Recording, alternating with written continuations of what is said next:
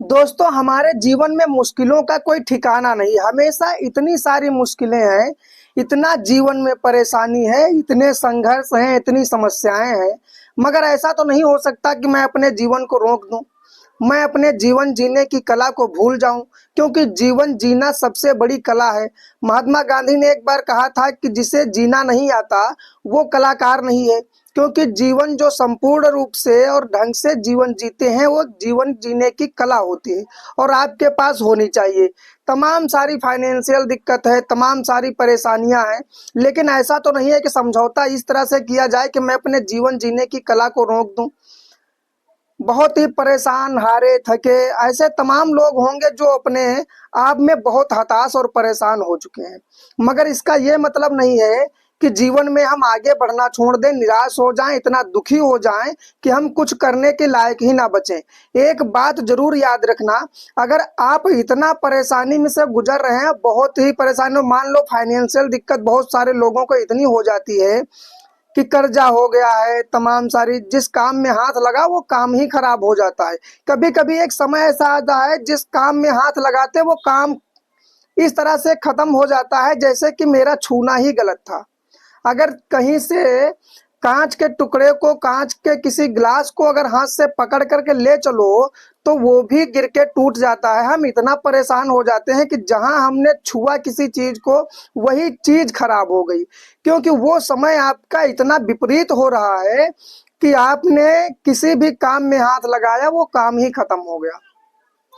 किसी से आपने, समय आपका सही है तो आप 10 लाख मांगेंगे तो मिल जाएगा, लेकिन आपका समय अगर बुरा चल रहा है तो 10 रुपए देने से लोग इनकार कर देते हैं। ऐसी चीजें बहुत सारे लोगों के साथ हो जाती हैं। मेरा मतलब यह है कि अगर कहीं आप बहुत परेशान, हैरान, तबाह हो चुके हैं तो आप इतना ना घबराएं, क्योंकि आप जितने घबराएंगे, जितने आप नीचे जाएंगे, जितने आप सोचने लगेंगे और डिप्रेशन का शिकार होने लगेंगे, उतना ही आपके लिए आपका शरीर, आपका मन, आपकी बुद्धि काम करना बंद कर देगा। और जितने आप अपने आप को एक्टिव समझेंगे, देखिए, आप अगर अपने आप को समझते हैं कि मैं किसी लायक हूं और मैं कुछ कर सकता हूं, तब तो आप आगे जा सकते हैं। लेकिन अगर आपने मान लिया कि अब मेरे बस की नहीं है, मैं बहुत परेशान हो गया हूं, मैं बहुत उलझन में आ गया हूं, मेरा अब कुछ भी मतलब मेरे से नहीं हो पाएगा, तो आप बहुत ही परेशान होंगे, फिर आपका और भी नुकसान होगा। मैं आपको डिमोटिवेट नहीं कर रहा हूं, मेरा मतलब है कि आप जितने अपने आप को इतनी खराब स्थिति में समझेंगे और जितना ही डिप्रेशन में जाएंगे उतने ही आपके सारे काम डाउनफॉल होते जाएंगे। इसलिए काम अगर आगे बढ़ाना है, अपने आप को आगे बढ़ना है, तो मुट्ठी बांध के चलना होगा। और किसी भी समस्या में हो, उसको, उस समस्या से निकलने के लिए आपको एक रास्ता ढूंढना पड़ेगा, आपको एक हल निकालना पड़ेगा। और ऐसा नहीं है चाहे सारे दरवाजे बंद हो जाएं, पर एक दरवाजा आपके लिए जरूर खुला रहता है। बस आपको उस दरवाजे की तलाश करना है। एक मकान के अंदर आप घिरे हैं, उसमें खिड़कियां हैं, दरवाजे हैं, लेकिन कहाँ है ये आपको ढूंढना है। निकल जरूर जाएंगे आप, ऐसा बिल्कुल नहीं हो सकता कि आप उस हालात से ना गुजर पाए और वो हालातों के जो कठिन संघर्ष है उससे ना निकल पाए। बस इसी पर एक कहानी है, इसी पर एक घटना है। इसी मामले को मैं आपको विस्तार से समझाता हूँ कि एक भिखारी कैसे व्यापारी बन जाता है और उस व्यापार से, अपने आप को भिखारी से व्यापारी बनने के बाद करोड़पति भी बन जाता है। आखिर वो किस तरह से बनता है और क्या करता है। एक बार एक ट्रेन में एक व्यक्ति होता है जो सूट बूट के साथ जा रहा होता है और बड़ा व्यापारी होता है, और उसी स्टेशन पर एक भिखारी होता है जो भीख मांगने का काम करता है। और वह व्यक्ति जो भिखारी होता है उस सूट बूट वाले व्यक्ति के पास पहुंच जाता है और उससे उम्मीद करता है भीख की। और उसने उसके आगे अपना जो भी पात्रदान होता है, भिक्षादान जो होता है, उससे आगे भिक्षादान देता है और कहता है मुझे आपसे भिक्षा चाहिए। तो वो सूट बूट का जो मालिक होता है, जो वो व्यापारी होता है, उसने सीधे तौर पे कहा कि अगर आप कुछ मुझे दे नहीं सकते तो मैं आपको कुछ नहीं दे सकता। भिखारी ने कहा कि मेरे पास देने के लिए क्या है, मैं तो भिखारी आदमी हूँ साहब, आपको मैं क्या दूंगा।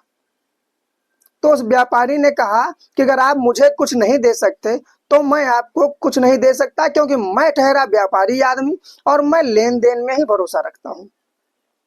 व्यापारी उस दिन भीख मांगी, जो भी मिला। उसके बाद जब वो शाम को अपने ठिकाने पर पहुंचता है तो उसके दिमाग में उस व्यापारी की बातें गूंज रही थी। उसे समझ नहीं आ रहा था कि आखिर व्यापारी ने मुझसे कहा क्या है, और आखिर मैं अगर किसी को देना चाहूं तो क्या दूं, कैसे दूं। अब वो बहुत हैरान और परेशान व्यापारी 2 दिन तक वो रात को सो नहीं पाया और दिन को भीख नहीं मांग पाया। लेकिन एक बार बैठा सोच ही रहा था कि उसके सामने एक कुछ फूल लगे दिखाई पड़े, और उसने सोचा क्यों ना मैं भीख के बदले लोगों को ये फूल दे दूं, ताकि लोगों को ये लगे कि मैंने उसे कुछ दिया है। उसने बिल्कुल सही सोच रहा था और बहुत सही सोचा था उसने। उसने तुरंत जाकर के पास से कम 10 फूल तोड़ लिए। दरअसल वो फूल कीमती थे, लेकिन चोरी से उसने चोरी की, लेकिन उसे जरूरत थी और उसने कहा कि अगर कोई कुछ कहेगा तो मैं उससे माफी मांग लूंगा और कह दूंगा कि मेरी जरूरत थी, किसी को देने थे इसलिए मैंने तोड़ लिया। लेकिन सुनता कोई नहीं खैर उसकी।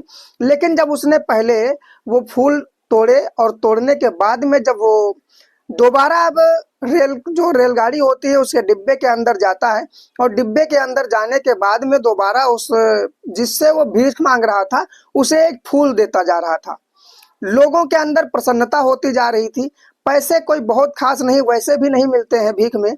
कोई 10 दे रहा था तो कोई 5 दे रहा था, लेकिन उस 10 और 5 रुपए की जो फूल की खुशबू थी उसने उसके कीमत को अदा कर दिया था। उन फूलों की खुशबू उसके 10 या 5 रुपए की कीमत को अदा कर देते थे। इस तरह से अब उसने जिस जिसको फूल दिए थे उसके अंदर सबसे बड़ी बात ये आ चुकी थी कि मैंने कुछ उसे दिया है, और वो फूल पा करके लोग खुश हो जाते थे और खुशबू लेते हुए सूंघते हुए चले जाते थे। तो उस जो भिखारी था उसे भी लगता था कि कुछ मैं इनके लिए कर पाया हूँ। मैंने किसी को 5 रुपए किसी ने दिए, किसी ने 10 रुपए दिए, तो उसने थोड़ी खुशी महसूस की होगी जब फूल की खुशबू उसके नाक में पहुंची होगी। बस उसे यह बात अच्छी लग रही थी। अब अपने अंदर उसको कॉन्फिडेंस महसूस हो रहा था, और यह सिलसिला उसने 2 दिन तक बराबर किया और फूल दिए। अब उसे लग रहा था कि कुछ पैसा हमको ज्यादा मिल रहा है और ज्यादा कमाई हो रही है। फूल के चक्कर में अन्य लोग जो नहीं देना चाहते थे वो भी 5 रुपए देते थे, और उस जो देने वाला था वो ये सोच रहा था कि मैं इसकी मदद कर रहा हूँ, और जो लेने वाला था, जो पैसे लेता था, उसे लगता था मैं भीख ले रहा हूँ। लेकिन जो फूल लेता था और पैसे देता था उसको लगता था कि मैं मदद भी कर रहा हूँ और खुशबू ले रहा हूँ। अब उस खुशबू से लोगों को आदत बनने लगी। धीरे धीरे लोग खुशबू के आदी हो गए और उससे रोज फूल लेने लगे। इस तरह से जिस जिसको वो देता था, जिससे भीख मांगता, कोई अब मना नहीं कर रहा था, और उस फूल के चक्कर में उससे 5 रुपए 10 रुपए दे रहा था। भिखारी ने 2 दिन में महसूस किया कि काफी उसे ज्यादा पैसे मिले हैं।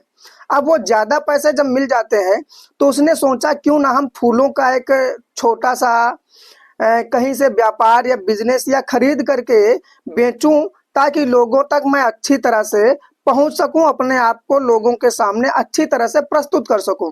उसने 2 दिन में जो पैसा बचाया था, उस 2 दिन के पैसे बचाने में वो एक फूल की मंडी को जाता है। पड़ोस में मंडी होती है, और उस मंडी से कम आज 100 फूल खरीदे थे। 100 फूल की कीमत जो थी वो सिर्फ उस समय 100 रुपए थी। लेकिन जब उसने 100 रुपए बांटे, 100 फूल बांटे, तो 100 फूल की कमाई जो थी वो कम से कम 400 से 500 रुपए हो चुकी थी। आज 100 रुपए की कीमत के से उसने 500 रुपए और पूरे दिन की मेहनत से जो पैसे कमाए थे, लगा था कि कुछ न कुछ हमारे जीवन में बदलाव हो रहा है। उस भिखारी ने फिर से जब एक दिन उसी ट्रेन में फूल दे रहा था, तभी एक व्यक्ति मिलता है, और उस व्यक्ति को, जो सूट बूट पहने हुए व्यक्ति था, उस व्यक्ति को ये फूल देता है और उधर से वो 5 रुपए देता है, और वो कहता है कि साहब पहचाना। उस भिखारी ने कहा साहब पहचाना, तो उसने कहा नहीं। बोले कि आपने ही कहा था कि अगर कुछ देंगे तभी हम आपको देंगे, तो मैं आपको फूल दिया हूँ, इसलिए आज आपने मुझे पैसे दिए हैं। पहली बार आपने मुझे भीख देने से इनकार कर दिया था। तो उस व्यक्ति ने कहा कि अच्छी बात है, अब आप भिखारी नहीं और व्यापारी बन चुके हैं। वो ट्रेन से वापस आता है और अपने ठिकाने पर जाता है। लेकिन आज उसके बाद जो सूट बूट वाले व्यक्ति के और लंबे आदमी की जो बात थी उसके कानों में गूंज रही थी कि क्या कह दिया है, आखिर उसने ये क्यों कह दिया कि आप व्यापारी हो, इसका मतलब मैं व्यापारी हूँ। और उस व्यक्ति, जिस व्यक्ति ने लेन देन में भरोसा रखा हो, उस व्यक्ति ने, उस सूट बूट वाले ने जिस समय कहा था कि आप भी व्यापारी हैं, उस समय उस व्यक्ति का दिमाग पूरा हिल गया था और उसकी समझ में आ रहा था कि मैंने कुछ बड़ा कर लिया है। अब उस व्यक्ति ने, जिसने ये सोचा कि मैंने बड़ा कर लिया है, जो एक भिखारी से आज व्यापारी बन चुका था, उसे लग रहा था कि मैं व्यापारी बन गया हूँ, उसने तुरंत एक जाकर के इन्वेस्ट करता है और छोटे से बागान के मालिक से मिलता है और उससे कहता है कि मैं आपसे रोज कम से कम 100, 500, 400 जिस तरह से हमारा फूल बिकेगा उस तरह से मैं फूल खरीदता रहूंगा आपसे। उस व्यक्ति ने वो फूल लेना वहां से शुरू किया, बागान के मालिक से, और वो फूल लोगों तक पहुंचाता रहा। आज वो भीख नहीं मांग रहा था, आज वो 5 रुपए का एक फूल बेच रहा था उस ट्रेन में। फूल की कीमत 5 रुपए की थी, जो खरीद की कीमत उसकी 2 रुपए के कीमत की थी। आज वो 3 रुपए मुनाफे की दर पर वो फूल बेच रहा था लोगों को।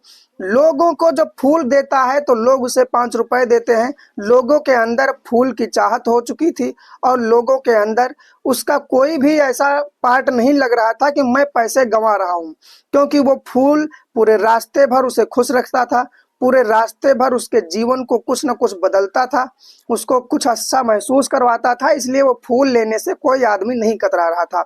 उसने मान लो 200 फूल लिए, 300 फूल लिए, और वो जब ज़्यादा देर हो जाती थी, रात होने लगती थी, तो वो आधी कीमत में भी फूल को बेच देता था। इस तरह से वो एक भिखारी अब व्यापारी बनने के बिल्कुल कंगार पर ही था। लेकिन कुछ समय ऐसा आ जाता है जब वो वाकई बात भिखारी से व्यापारी बन चुका होता है।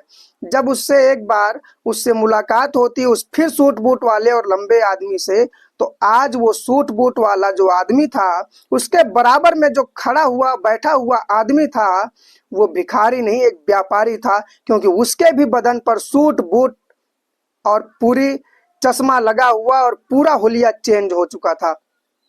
आज वो भी एक व्यापारी था और उस पहले वाले व्यापारी ने जो उसको राय दी थी व्यापार की, उसने और इसने सामने सामने जब बैठे हुए थे, तो जो दूसरा वाला भिखारी था, जो व्यापारी बन चुका था, उसने हाथ मिलाते हुए कहा, हेलो सर। जैसे ही कहा हेलो सर, तो उसने हाथ मिलाया और कहा कि मैं आपको पहचानता नहीं हूँ।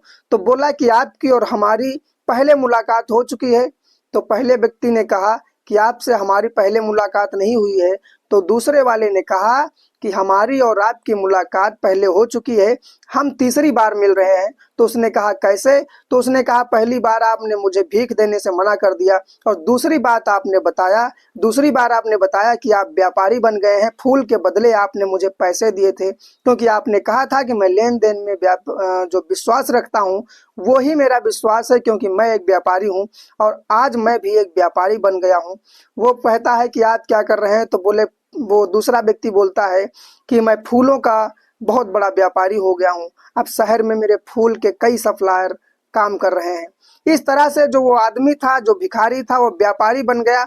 बस जरूरत ये थी कि सोच बदलने से इंसान की कीमत बदल जाती है। अगर आप सोच नहीं बदलेंगे, आप अपने आप को हताश, परेशान और गंभीर स्थिति में जितना ही मानते रहेंगे, उतना ही आप परेशान रहेंगे।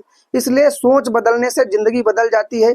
कभी कभी समय आता है, मौका आता है, जो आप कहीं ऐसे छलांग लगा जाते हैं, छोटी जगह से बड़ी जगह पर पहुंच जाते हैं कि आपको खुद नहीं पता चलता है कि ये रास्ता मेरे लिए अच्छा था। लेकिन हमेशा रास्ते बंद होने की उम्मीद से ना जिए, रास्ते खुले होने की उम्मीद से जिए। अगर आपने अपने जीवन में अंधेरा महसूस किया है तो उजाले का सपना देखें। रात कितनी भी गहरी हो, सुबह जरूर होती है। उस रात से निकलने के लिए आपको सुबह का इंतजार करना है। फिर से मौसम आपके लिए होगा, फिर से आपको पूरी दुनिया दिखेगी और उस दुनिया में आप हो सकता है चमकते हुए दिखेंगे। इसलिए घबराएं नहीं, परेशान ना हो, बिल्कुल अपने आप को एक अच्छा और बेहतर व्यक्ति समझ करके जिए। अपने आप को बिल्कुल नर्वस ना करें। इसलिए आप अगर नर्वस करेंगे तो आप खुद ही अपने आप को डुबाने का काम करेंगे। इसलिए अगर नर्वस ना करें, आगे बढ़ने की उम्मीद करें, तो आप अपने आप को बहुत ही अच्छी तरह से परफॉर्मेंस कर पाएंगे दुनिया के सामने। आप कमेंट में अपनी राय भेज सकते हैं। आपको इस कहानी के बारे में क्या जानकारी मिली, इस कहानी से आपको कैसा लगा है। मिलते हैं कल एक और रात 8 बजे नई और सच्ची घटना में, आपको मोटिवेट करने वाली स्टोरी में। तब तक के लिए नमस्कार, धन्यवाद, जय हिंद।